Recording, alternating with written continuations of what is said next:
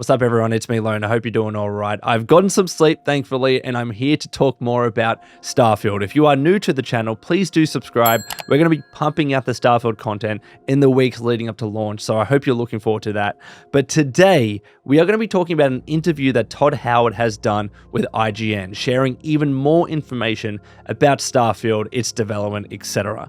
And what we're going to be doing in this video is, for the most part, talking about all the points that Todd brought up in that interview chronologically, aside from the whole topic about Starfield's frame rate, because that is the most pertinent topic that came out of this interview, and we're going to be addressing that right from the get-go. So let's talk about that first, and then we'll talk about everything else. I'll mention what Todd said and then share my thoughts. If you enjoyed this video, please like, again, subscribe if you are new, but let's get right into it, baby. So when it comes to Starfield's performance, Todd Howard was asked straight up, what does this game run at on Xbox Series X and S? And for some reason, the interviewer, Ryan McCaffrey, brought up Redfall, even though it's a different developer, same publisher, different developer, not that relevant to Starfield, but regardless, he brought up that and then asked Todd, what's this game running at on console? And Todd said, on the Xbox Series X, it's going to be at 4K. On the Xbox Series S, it's going to be at 1440p. Both of those very much expected. Typically, those are the kinds of resolutions the consoles run at. But it's when it comes to the frame rate where it got a little bit controversial, because people are up in arms about 30 and 60 frames per second and all that. So Todd did say the game will be locked at 30 frames per second on console. So the Xbox Series X is 4K 30 and the S is 1440p 30 frames per second. Now let me talk about, the reasonings why they are hitting and locking the frame rate at 30, and then I'll share my thoughts. So Todd said that the game is running great, and they often run way above that when they're playing the game, sometimes at 60 frames per second when they're playing on PC. But on consoles, the game is locked at 30 frames per second because they prefer the consistency. They don't ever want to sacrifice the experience which makes their games feel special, specifically the huge open world, the hyper-detailed game, and the fully dynamic nature of the game as well. So those are the things that they believe, Todd believes, that makes their game special, and obviously that's true.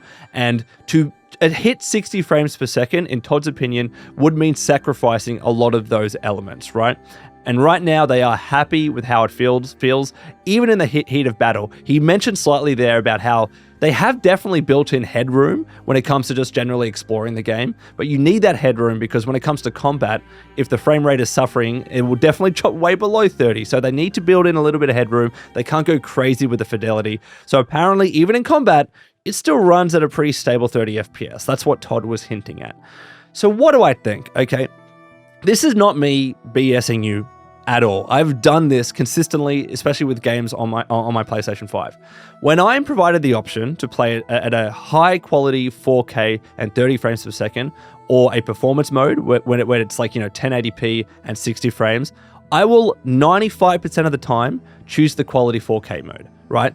Now that might be because when I play it on a big TV, I'm not necessarily nitpicking on frame rate like I might do on a PC monitor, and I like being able to see things on a higher resolution on my TV, because if you're running at a 1080p or maybe even 1440p, in my eyes, you notice that way more than a frame rate. So long as, and this is the proviso, so long as the frame rate is stable. What I'm saying is trusting Todd here that the game at 4K is running at a consistent 30 frames per second. If it is not consistent and it keeps dropping below 30, then all of that goes out of the window, right? We're trusting Todd here that it is consistent 30 frames per second. But if it is consistent, then I would prefer to run it at 4K on a big TV. Now, that is different on PC, but as you heard from Todd, PC, you are able to get above 30 frames per second. But the weird thing is that he said that it sometimes gets to 60, and I'm assuming that they're working with the best tech. Like, they absolutely have RTX 4090s in there. So if an RTX 4090 at 4K is often struggling to hit 60 frames per second, that's where I get not necessarily worried, but I'm like, oh, I was hoping on my 3090 I'd be able to hit 60. And I hope that I still can if I was to compromise, especially on shadows and stuff like that, and maybe get some DLSS in there. I'm hoping that on my PC I can still get the 60, because 4K 60 is obviously the sweet spot. But I will say, yes, I would choose 4K 30 on a console. I can understand why people might be frustrated, but there are other people out there sharing their opinion that might not actually appreciate the kinds of games BGS make. They've always run at 30. If you really think about it, they've always run on 30 on consoles. That's always been the nature of their games. And that's not excusing it. It's the reality of the types of games that they produce. Personally, I'm just fine with it. I am fine with it. Maybe I'm more so fine with it, admittedly, because I'm playing on a PC, right? And I am able to get above that 30 frames per second. So that's my sitting on the fence opinion. I'm not bothered by it. I can see where Todd is coming from here. And if hitting 60 means we get a less beautiful looking game, less fidelity, and you can tell from that gameplay, I'm showing you the 4K gameplay on YouTube right now, you can tell how high quality it is. If it means we don't get that in order to achieve 60 frames per second, and if that's just the reality, then fine. I'm fine with it. I'm okay with it. But I will say on an RTX 4090, I would hope that this game does hit 60 a lot of the times, if not most of the times. But let me know your thoughts in the comments below. I know it's a divisive thing to talk about. So moving on to the rest of the interview, Todd was asked, does he feel pressure with Starfield? In a previous interview, Todd did hint at, I think it was the one with Lex Friedman, he did say that he felt the pressure, right? He definitely did say something around the lines of Starfield it's not Xbox's first proper IP under Bethesda. That, of course, was Redfall. But he did mention that all eyes are on Starfield. That's the reality. And especially after Redfall, they need to knock it out of the park. Otherwise, Xbox is going to get destroyed in the online community, right? So he has talked about that before, but he changed his tune slightly here when he said they've put so much into Starfield. It's their first major release in 8 years, obviously excluding Fallout 76. And he says they're just doing what they can to make the best game they possibly can, right? And he believes that they're on the right track, and he just feels fortunate there are so many eyes on the game. So very political, nice answer from Todd there. But from what he said previously, I think there is no doubt. There has to be a little bit of pressure there.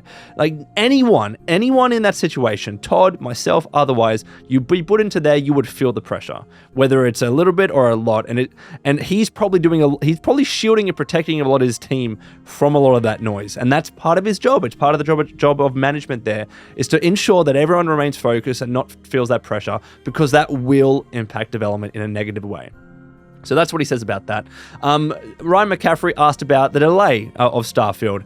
How has that extra time gone? What have they been doing to the game in that time? And Todd specifically said they spent a lot of their time this year just playing the game over and over and over, making sure it's balanced, honing the systems and the UI, bug fixing, performance, etc. They're just trying to get to a stage where they are confident on what they are getting out.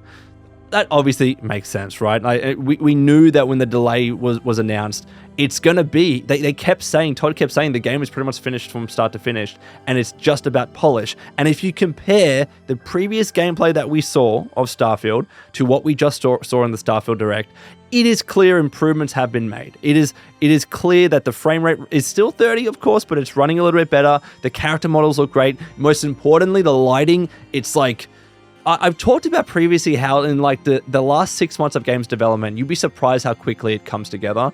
The lighting in particular, it's holy crap. Like the cities, the face models, everything looks so much better. So it's clear that they're putting in some work into this game. So it's very relieving to hear Todd obviously confirm that, but we knew that's what they were doing, right? Ryan McCaffrey asked the question, is id Software still helping you out with combat? We know that id Software helped BGS out when it came to Fallout 4 and the shooting mechanics. And obviously the shooting in Fallout 4 was way improved over Fallout 3, right? So he asked the same question again. Have id been helping with the shooting in Starfield? Apparently not, right? They have done the combat effectively themselves in Starfield, and they think it feels great, but that doesn't mean id hasn't helped. Todd did say it has helped them more on the graphics side when it comes to motion blur, how the game feels, etc. So not on the combat, but in other areas of the game. And effectively, they wanted to bring over some of the things that id have done in id Tech into Creation Engine 2. Obviously, the new version of Creation Engine. So I like that honest answer from Todd. And look, don't get me wrong. I reckon id's probably still given some tips here and there on the shooting in Starfield. The shooting is clearly very much improved over Fallout 4. So I reckon there's probably some help anyways. But I'll trust Todd on this. Yeah, on the graphic side more so. But I will say, motion blur is getting turned off straight away. It just never feels good in games, no matter who does it. I just don't like... Anyway, that's a side note. Todd then gets asked the question, he hasn't really directed a game, since Fallout 4, his big first game. Like, it hasn't been since that game. And he was asked how the original vision for Starfield over that 8 years has stayed true. Has it stayed true, or has it evolved over the time? And Todd pretty much said that he believes Starfield sticks to the original vision that they had for the game, right? He admits that it's been difficult and they've had to take risks and be ambitious in order to stick to that original vision.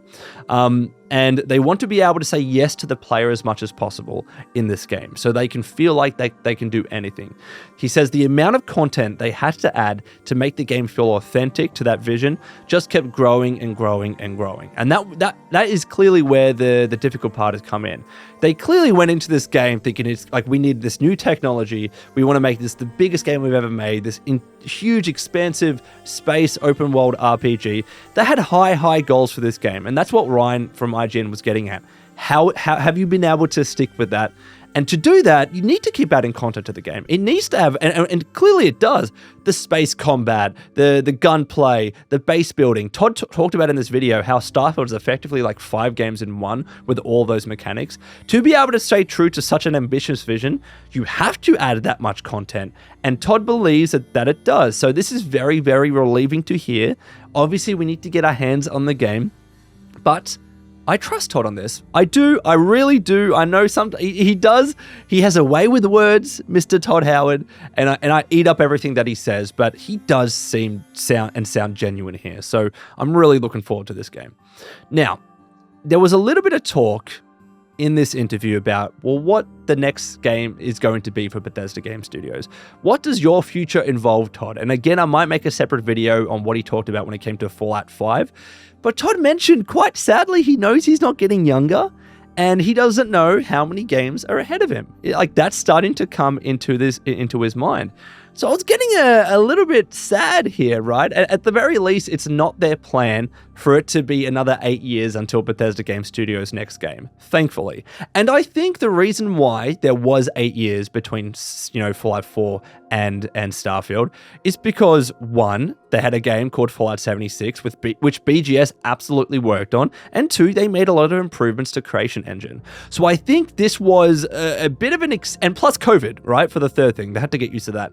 So this game, in my opinion, was a little bit of an exception, right, in terms of why it took 8 years. I personally do not believe from when Starfield releases that Elder Scrolls 6 will take it 8 full years, and we know that's going to be the next game. I would say 5. That is if I was a betting man, I would say 5 years. I wouldn't say 8. I think 4, maybe, like, that could be a safe bet too. Not anything below 4 from the moment that game comes out. And you know this as well, because Todd keeps talking about how much they want to support the story content and the DLC content for Starfield. They've already announced Shattered Space. Like, we already know some of this content coming to the game. And he keeps talking about how we need to make this game longevity-wise. We have to support it as much as they did with Skyrim. There needs to be a level of support for Starfield. And all of that support is just going to take away from them being able to move on to a game like Elder Scrolls. So I don't think it's going to be any less than 4 years, but I also don't think it's going to be any more than 5 years. So let's say 4 to 5 years until Elder Scrolls 6. Another question was that, there's so much to do in Starfield. Would you care if players don't really play the main story? We know that that's a meme. Like, I've seen players put hundreds of hours into Skyrim and not yet touch the main story, which is crazy to me. Finish the damn main story if that is you in Skyrim. But he says, honestly, like, it doesn't really bother him. He would like for people to play the main story. But what he did say is that ultimately their job is giving people that are playing their games a menu, and says, here's what you can do, here's what you can eat. And then ultimately it's up to the player, it's up to the person sitting at the restaurant to choose what food that they want. The developer can only do so much. They can't make the decision for the customer. So I really, really liked how Todd put that. Next question. How much of the extra content will the main story lead players towards? And that by extra content, it's like the other planets you can explore, the base building, building outposts, all the other peripheral stuff in the game. How much of that does the main story lead you towards? And essentially what Todd says, they needed to keep it manageable. It's obviously still a small fraction when you play the main story. That's such a small fraction of what is in the game. And then he mentioned that's when the game needs to pay off. If someone plays Starfield and just does the main story, they need to feel a sense of accomplishment, right? Especially if they don't touch anything else. Like, that needs to be almost self-contained in a way. My words, not his. But obviously, if you want to play all the other stuff, then you have it. even bigger game at your disposal. And he says that they learned from Skyrim in terms of they needed to build a game that has long-term play thought of. Skyrim and Fallout 4, like they're all games still being played today, and they needed to keep that in mind with Starfield, and that is obvious, especially with modding being a thing. So he hopes that people are playing Starfield for many, many years, and I believe that that would be the case. Talked about post-launch content for Starfield. They will be doing a lot of add-on content for Starfield. They've already announced, as I said, their first story expansion pack, which is Shattered Space, and they'll be doing things of various sizes, but he's still, really nicely, despite the massive size of Starfield and all the features that are already in the game, they still want to add more. They want to add more features. They want to add more stories. When he said they wanted to add more features, I was thinking of some of this post-launch content that they added with Fallout 4. It wasn't all story-based, right? Like there were some cool, unique mechanics and features that were added in Fallout 4 that weren't necessarily story-based. That was some of them were like tied to side quests and stuff, but they weren't just, big story expansions. So I like that. I would like to see how Starfield continues to evolve, but there is already so much in this game. I think our plates are going to be full. He was asked the question, what does success look like for Starfield? Do you need to sell a certain amount of copies? Like, how does Game Pass figure into that? What is success for the game? And Todd said, obviously with Game Pass, because so many people are subscribed to that platform or to that service, this is going to be the biggest audience that they've ever had for the launch of their game ever. And that's absolutely true. Skyrim obviously has a lot of people. 60 million, he said, people bought the game. Obviously, a lot of those are duplicates, right? But, at launch, Skyrim didn't have that many people. But at launch, it's clear Starfield will have more people that were playing Skyrim at launch. I don't know how Fallout 4 is going to figure into that, but because you don't need to buy the game outright, and you can just get on Game Pass, it's clear more people are going to be playing this game. So it's really hard to bring in the discussion of, well, how many sales do you need? Because sales isn't as big of a thing anymore because of Game Pass. So he just said he just wants the people to say they love the game. And in a year's time, 2 years, 3 years, 4 years time, he wants this game to have longevity and stand the test of time. He was asked about the question of the whole 1,000 planets thing. What ratio of those planets are procedurally generated and what ratio are have more handcrafted stuff, and the known cities like Aquila and stuff like that.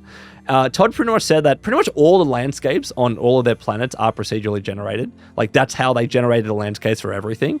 And he said they make like large kilometer size tiles that get wrapped around the planet. So that was the process there. But in terms of the handcrafted content, he didn't give a ratio, but he did say this is more than any game that they've ever done. It's more than Skyrim and Fallout 4 combined, especially when you include the dialogue there. This game seems like it's going to be huge. And you know what? We're not just going off a trailer and Todd saying that. We saw 45 minutes of so much shit in Starfield. I actually believe him. I truly believe him that this game has more than Skyrim and Fallout 4 combined. That 45 minutes, there was so much stuff mentioned, and I'm sure they had to still cut stuff out. I'm sure that direct probably was well over an hour long and they had to cut stuff back. There seems to be so much in this game, from the mechanics and the stuff that you can do and everything. So I believe him. I believe the man on this one. Now, this is when he was asked about, future games and that they might be developing.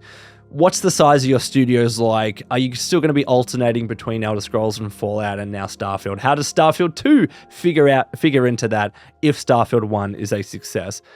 So Todd says he doesn't really have an answer to this. He did say they still have a full-size group on Fallout 76.